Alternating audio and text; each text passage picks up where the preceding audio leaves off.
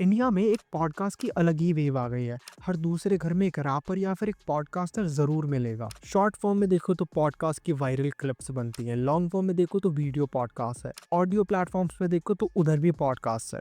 Podcast एक ऐसा medium है जिसमें दो लोग जो अपनी अपनी फील्ड में एक्सपर्ट होते हैं वो आते हैं और अपनी कन्वर्सेशन रिकॉर्ड करते हैं एंड वो कन्वर्सेशन बहुत वैल्यूएबल होती है। एंड वो कन्वर्सेशन सुन के हम लोगों को क्या वैल्यू मिलती है कि पीपल के पेड़ पे जो चुड़ैल बैठी है उसका नाम क्या है, टोना टोटका कैसे करें, शनिवार की रात में चौराहे पे नींबू के साथ कौन सी मिर्च लगा के रखें। सो वैल्यूएबल राइट। इंडिया में आजकल किसी के भी सामने माइक रख दो ना तो पॉडकास्ट बन जाती है। बातों में लॉजिक हो या ना हो, बस बोलना आना चाहिए। कोई तुम्हें बुला नहीं रहा तो पॉडकास्ट पे पैसे दे के आ जाओ। पॉडकास्ट चल नहीं रहे, जादू टोना तंत्र विद्या इन सब पे बातें करो, बिल्कुल चलेंगे। अपना पॉलिटिकल एजेंडा चलाना चाहते हो, पॉडकास्ट पे आ जाओ। स्कैमर हो, क्रेडिबिलिटी बढ़ानी है, पॉडकास्ट पे आ जाओ। जितनी ये पॉडकास्ट वैल्यूएबल नहीं उतनी वियर्ड होती है एंड कुछ लोग फिर भी पॉडकास्ट में कही हुई बातों को सीरियसली लेने लगते हैं। आखिर what is wrong with podcast in India? Also भाई सब्सक्राइब कर लो। 90% लोग वीडियोस देखते हैं, सब्सक्राइब ही नहीं करते।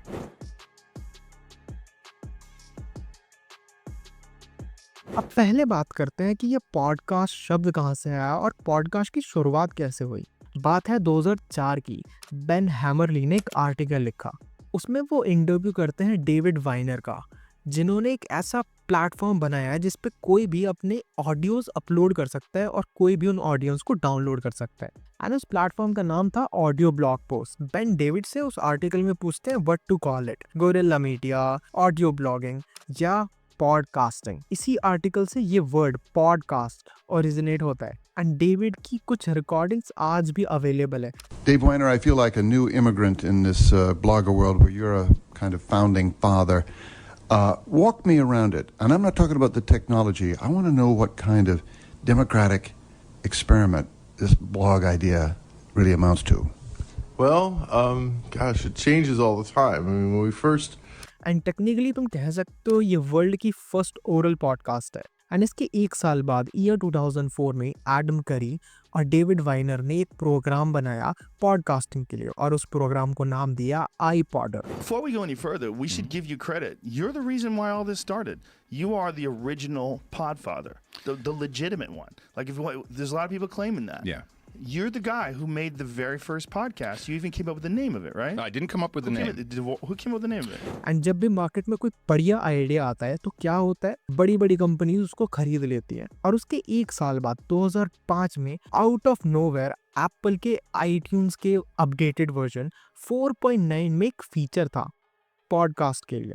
एंड 2006 में स्टीव जॉब्स ने खुद अपनी स्पीच में बताया था कि तुम पॉडकास्ट कैसे स्टार्ट कर सकते हो। And fast forward to 2009, Adam Carolla की podcast world's most downloaded podcast बन जाती है। And fast forward to now, जो रोगन से लेकर रणवीर शो तक हर एक स्टेट, हर एक कंट्री की अलग अलग एक एक पॉडकास्ट तो जरूर होगी। बट पॉडकास्ट इंडिया में कैसे बूम हुआ?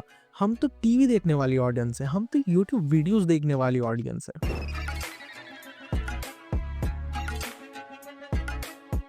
Well, all thanks to pandemic. हम लोग अपने घर में बैठे थे, बोर हो रहे थे एंड जब ही हमें एक न्यू मीडियम ऑफ एंटरटेनमेंट मिला, podcast. According to KPMG's media and entertainment report 2020 में India's podcast consumption increase by 29.3% in the first year of the pandemic with 57.6 million monthly listeners. India is the third largest consumer of podcast. And celebrities का podcast में आना, हर दिन नई नई controversy होना, हर दिन अलग अलग पॉडकास्ट की कोई भी शॉर्ट फॉर्म क्लिप वायरल हो जाना। एंड उससे पहले से ही रणवीर अलाहाबाद यानी TRS स्टार्ट कर दिया था। This was a grand recipe for the boom of podcasts in India.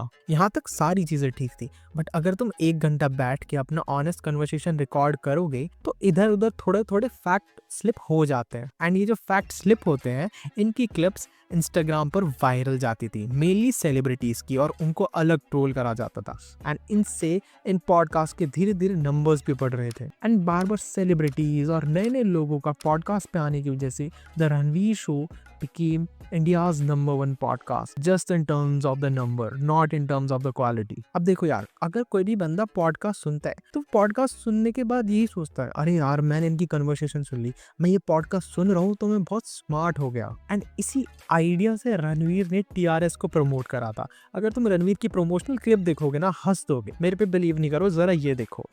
जो लोग हमारा कंटेंट देख रहे हैं वो आगे जाकर ज़रूर इस देश के लीडर बनेंगे। आगे जाकर अगले धीरूभाई अंबानी बनेंगे, अगले विराट कोहली बनेंगे, अगले रतन टाटा बनेंगे, अगले प्रियंका चोपड़ा बनेंगे, अगले साइंटिस्ट, अगले आईएएस ऑफिसर, अगले एंटरप्रेन्योर, अगले एमएलए, अगले आर्मी कर्नल, अगले सुपरस्टार। और इस देश में बदलाव लाएगा इंडिया का सबसे शक्तिशाली podcast, the Ranveer show Hindi.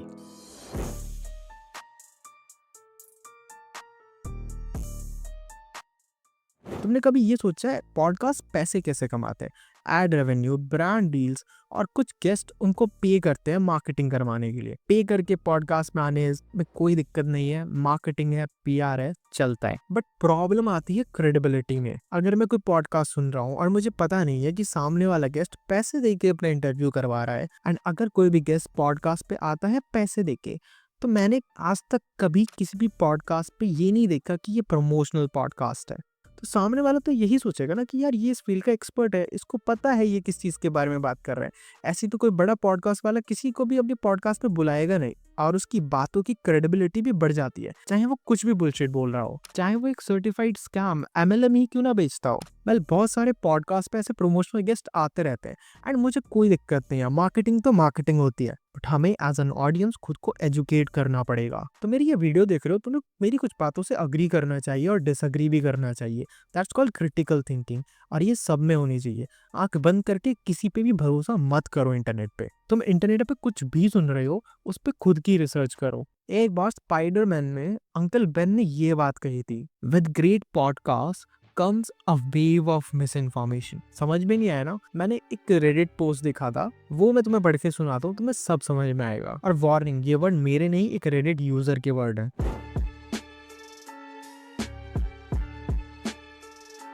Indian podcasts are cancer. Ranveer Show has to tell people that it's India's smartest podcast after inviting WhatsApp uncles talking about interdimensional portals in the Kailash. Abhijit Chavda talking like a right-wing loony. Sorry, just wanted to rant. Misinformation in general seems to have become popular, a normal thing to consume on Indian internet. अब देखो, इसकी language बड़ी harsh थी, but इसके कुछ points ना बहुत valid थे। यू नो, हमारी प्रॉब्लम क्या है? We need a second person to tell us about our own beliefs on God.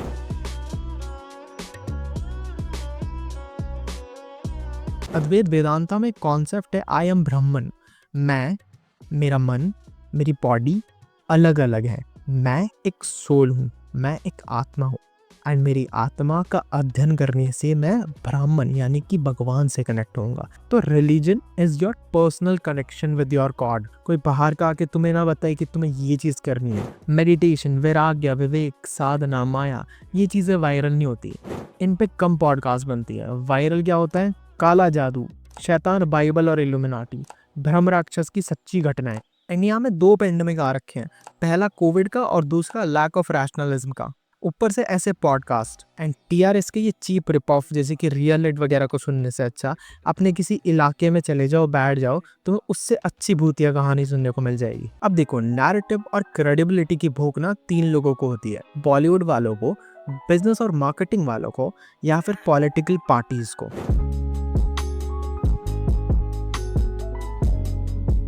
अब इंडिया में ना कोई भी प्रॉब्लम सॉल्व नहीं होती, उस प्रॉब्लम का ब्लेम बना के उसके साथ टेबल टेनिस खेला जाता है। स्पेशली ट्विटर पे पूरा दिन हमें लेफ्ट विंग और राइट विंग खेलना है। Instead of holding our government accountable, we worship them. अगर तुम लेफ्ट विंग वाले हो तो तुम उसी मेंटालिटी की स्पेसिफिक पॉडकास्ट सुनोगे, अगर तुम राइट विंग वाले हो तो उसी मेंटालिटी की स्पेसिफिक पॉडकास्ट सुनोगे। इवेंचुअली फायदा पॉडकास्टर का होता है और पॉलिटिशियन का होता है। तुम्हें क्या मिलता है? कुछ नहीं।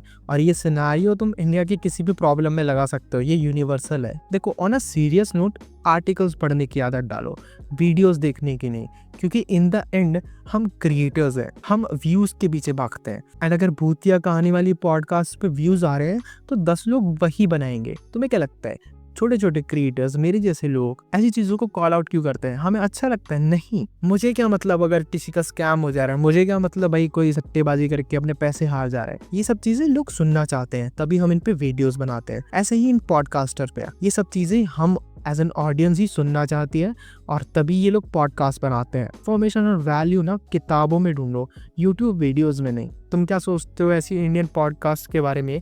मुझे कमेंट में बता देना। और अगर वीडियो अच्छी लगी तो लाइक कर दो, एंड यहाँ तक देख रहे हो तो सब्सक्राइब भी कर दो यार। बाय।